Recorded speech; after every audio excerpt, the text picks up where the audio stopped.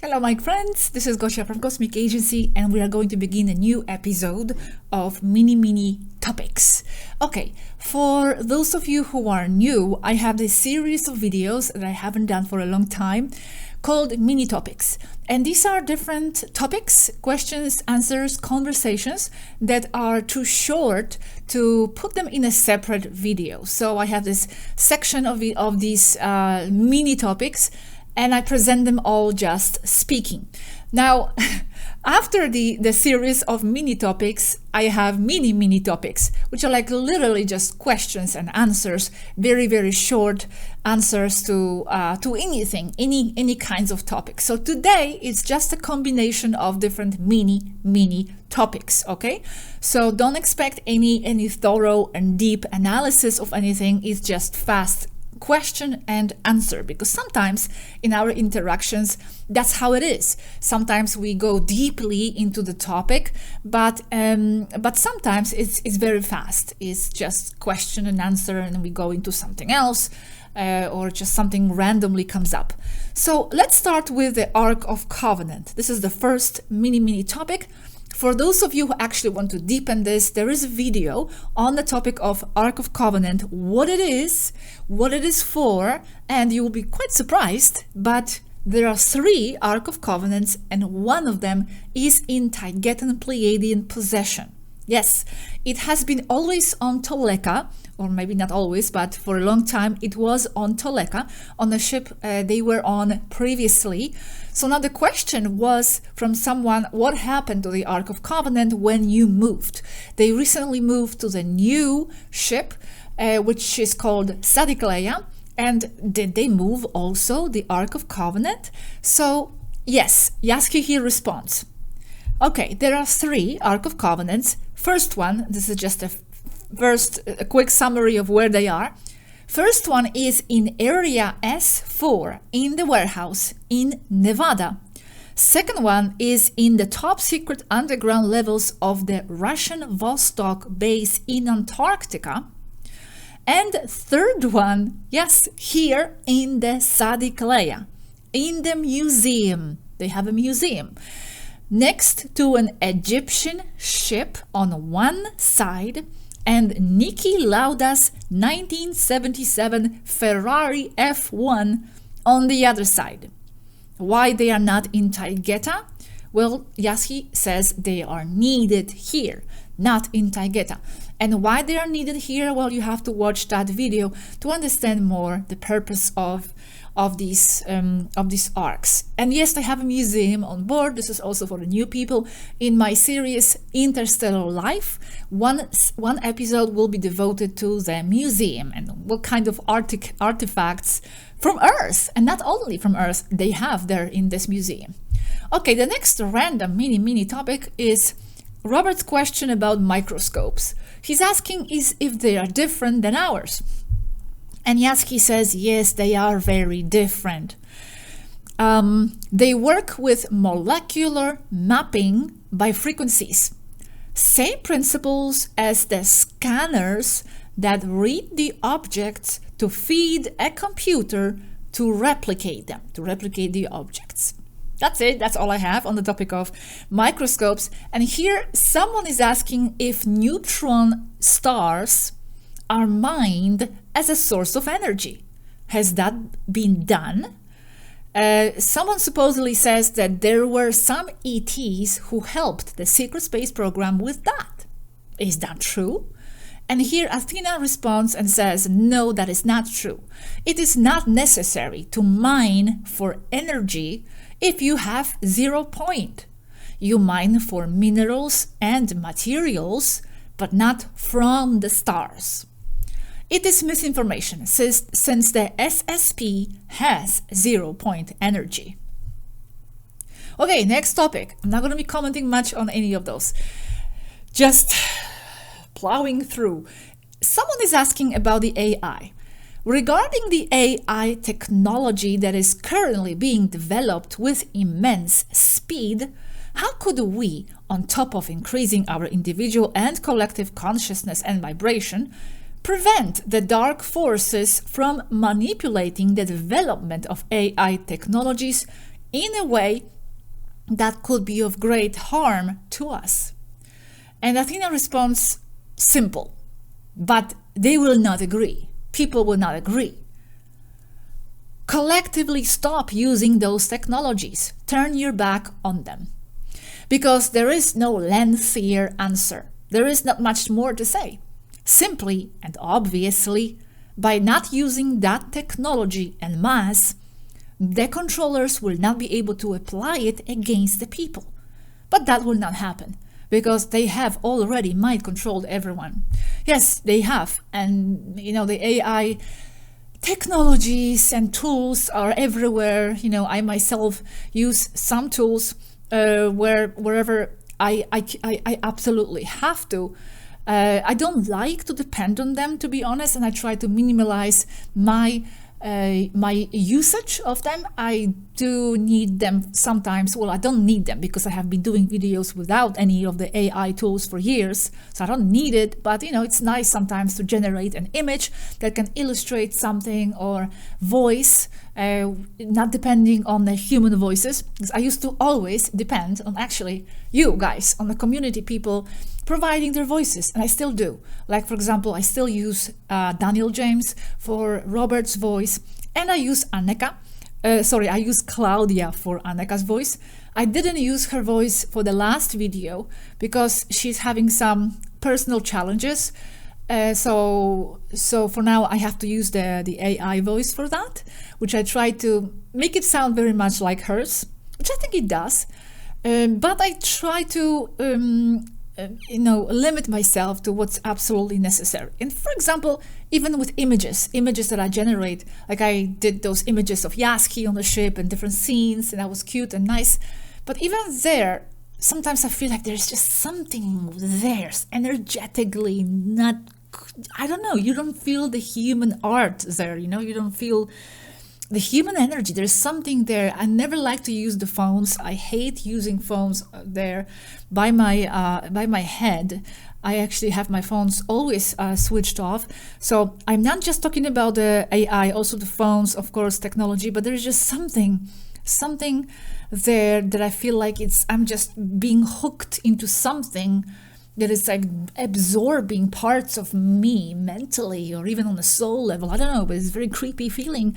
So I'm gonna trust that feeling. Besides, the who is behind the AI tools or AI technology, like this GPT thing, for example, that I never use. And Matthias, my boyfriend, always says, "You hater," because he uses it for different things. It's very useful to him. But I just refuse. On the other hand, if you use Google search, no, I don't think that's a AI. That's a totally different search mechanism, I guess. But no, I just don't like to use that at all. I'm never gonna. I have a hate relationship almost with that Chat GPT. So I am turning my back on that for sure. But like she says, it's kind of too late. It's already everywhere, but try to minimize it, okay? Guys, as little as possible. The next mini topic is moon phases. It's a typical question. Every now and then someone asks about this.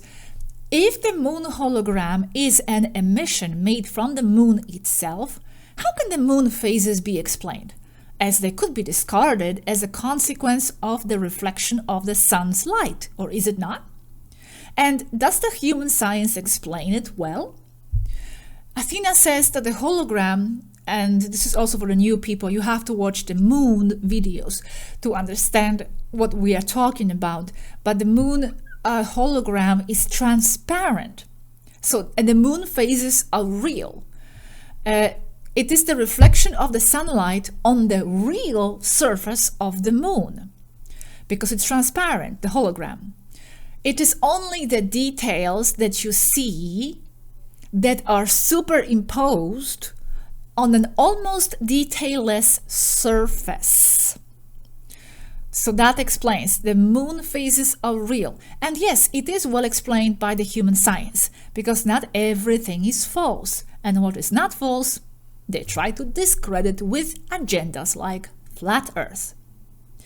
And while on the topic of the moon, someone has asked if the moon is to stabilize the stars. Now this again, the new people, you will have to go back to the beginning or somewhere in the videos where it was explained why the moon is here, why it was placed. It is not a satellite, it is not nothing natural, it is an old, abandoned, destroyed Andromedan biosphere ship that has been towed here basically, as it was said, after the Tiamat Wars to stabilize the Astros, among many different reasons. There is never just one reason for anything. So someone is asking if that moon is to stabilize the Astros, is also Viera, the Andromedan ship, the Galactic Federation headquarters, local headquarters. Does that ship has the same effect? And Athena says no, Viera is too small. Astronomically speaking, it's just a ship, and that's all. And here she says in the enigmatic phrase, I do not have more on this, but she says, and in my opinion, the moon doesn't have enough mass for that either. I wonder if this means that they were starting to question even that reason why the moon is here. I don't know, I will have to ask. I don't want to speculate at this point. Okay, next mini topic is string theory. I have nothing to add on this as I don't know anything about the subject, but the question is this. Is contemporary string theory close to the truth? Yazhi said there are inconsistencies. Which ones? And here Athena responds. It is not close to reality because they only look at things from the understanding of their mathematics, which is limited. And even within that limited mathematics they use, relativity theory does not fit with quantum mechanics. String theory is yet another attempt to find the unified field theory. It should be taken as a big indicator that both theories are wrong. They have everything backwards. If they take ether and consciousness out of the equation, well, everything falls out, and they don't include it. Okay, next MiniMini topic is about group meditation during solstice time. Is that negative to do group meditation on the solstice? Athena says no. That will depend on each person, whether it is positive or negative. There are strong energies in the solstice. You can take advantage of them.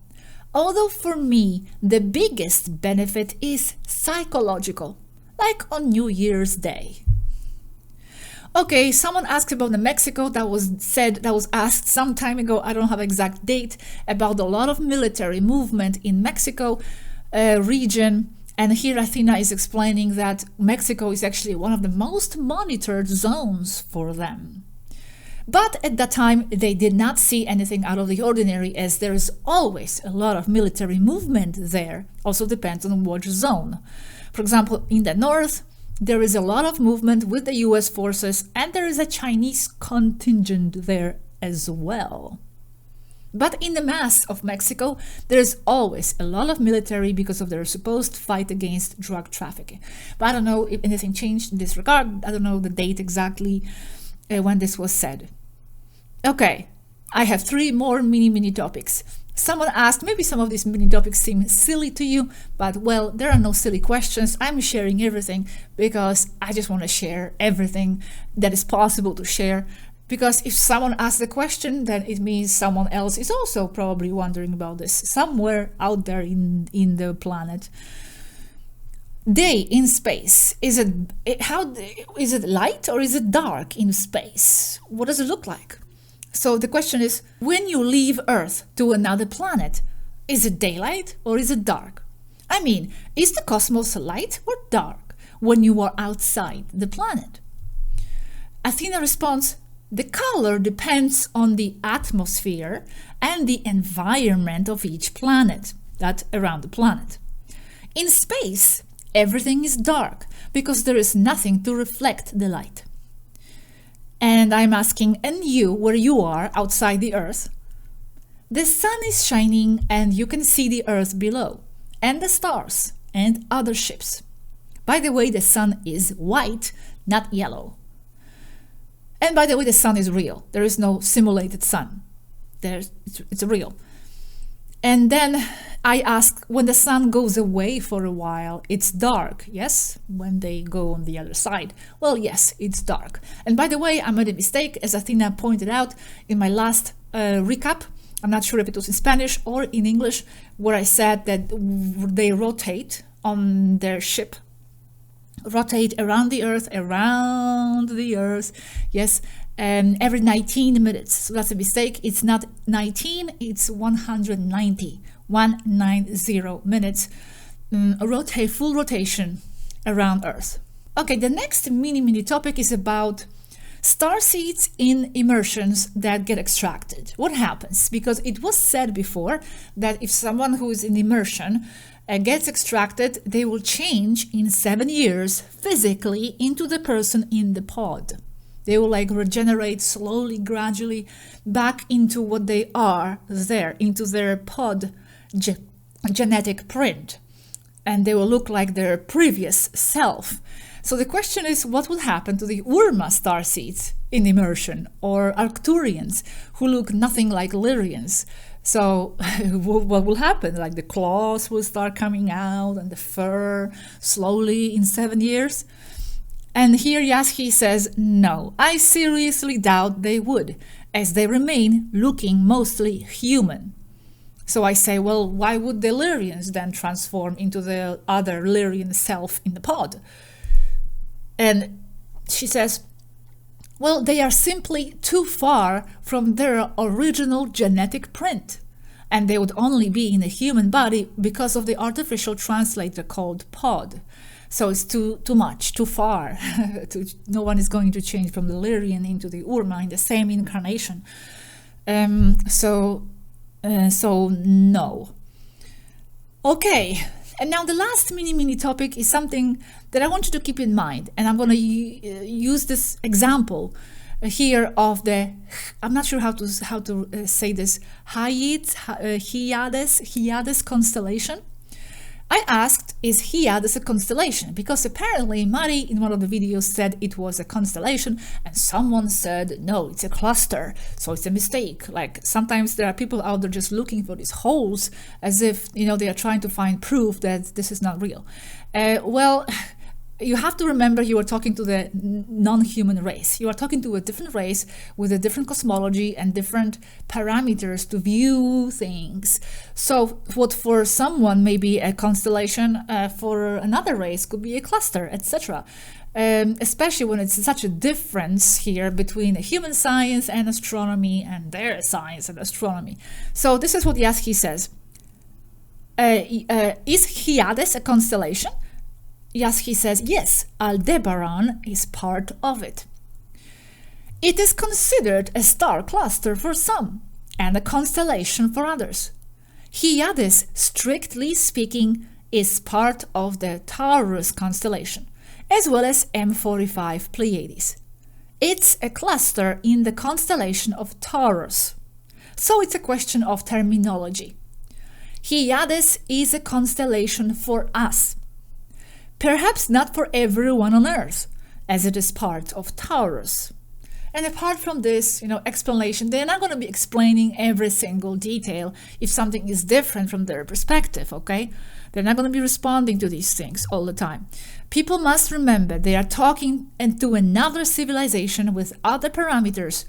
And Mari, this is Yazhi speaking, and Mari cannot be going investigating every little detail if she is writing 3,000 words a day, okay? She's not going to be comparing if everything I say is exactly how it is there, or what am I going to find here if I say this and that. She needs to write, she's writing from her perspective, and that's that. So we cannot be always responding to these questions, especially when I feel sometimes they are said with the intention of like, haha, I found something, you are wrong, you are so wrong, as if that's proving for them to be false. So anyway, but I wanted to include this here in this mini topics. This is it for this episode. I have more mini topics this time, which are longer conversations, okay? but not long enough to make it into separate videos. So I'm gonna get to that sometime soon as well. I don't know when yet exactly. Thanks guys very much for being here. Thank you for your support as always, and I'm going to wish you a very good day and say goodbye. Thanks guys.